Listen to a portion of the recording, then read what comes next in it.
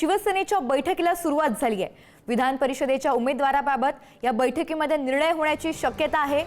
बच्चू कडू आणि नीलम गोरे यांच्या नावावर या बैठकीमध्ये शिक्कामोर्तब होण्याची शक्यता आहे।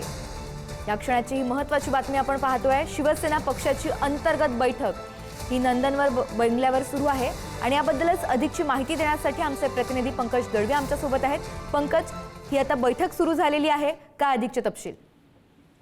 विधान परिषदेच्या निवडणुकीचा उमेदवारी अर्ज करण्याची उद्या शेवटची तारीख आहे, 30 तारीख। त्याच्यासाठी खलबतं नंदनवन बंगल्यावर सुरू झाले असं म्हणावं लागेल। याच्यामध्ये राहुल शेवाळे असतील, गुलाबराव पाटील असतील, हे सगळे नेते उपस्थित आहेत। मात्र 3 नावं उपस्थित आहेत।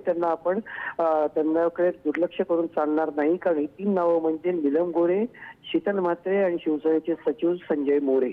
नीलम गोरे यांची उमेदवारी जवळपास निश्चित मानली जाते। मात्र प्रमुख आणखीन दुसऱ्या जागेसाठीचे दावेदार म्हणजे शीतल म्हात्रे आणि संजय मोरे हे आहेत। त्यांच्या व्यतिरिक्त जे ते बच्चू कडू आहेत। त्यामुळे शीतल म्हात्रे आणि संजय मोरे यांना उमेदवारी दिली जाणार का, की शीतल म्हात्रे आणि बंडू त्या दोघांनाही उमेदवारी दिली जाणार, हे महत्वाचं आहे। शिवसेना 2 उमेदवारांची त्यांची निवडून आणण्याचा कोटा आहे, मात्र ते 3 उमेदवार देणार का, संजय मोरे, शीतल म्हात्रे, किंवा शीतल म्हात्रे आणि बच्चू कडू, किंवा संजय मोरे आणि बच्चू कडू हे कॉम्बिनेशन असेल का? सगळ्यावरती खलबतं सुरू आहे।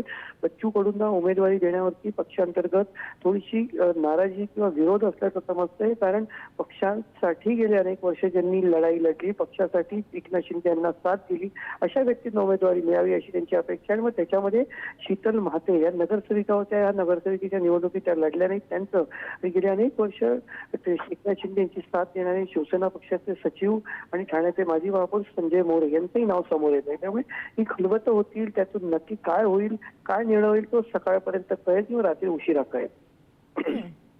अगदीच धन्यवाद पंकज, आपण दिलेल्या सविस्तर माहितीसाठी। आणि आता थोड्याच वेळात जी दोन्ही नावांची चर्चा आहे त्याबद्दल आपल्याला अधिकची माहिती मिळेलच।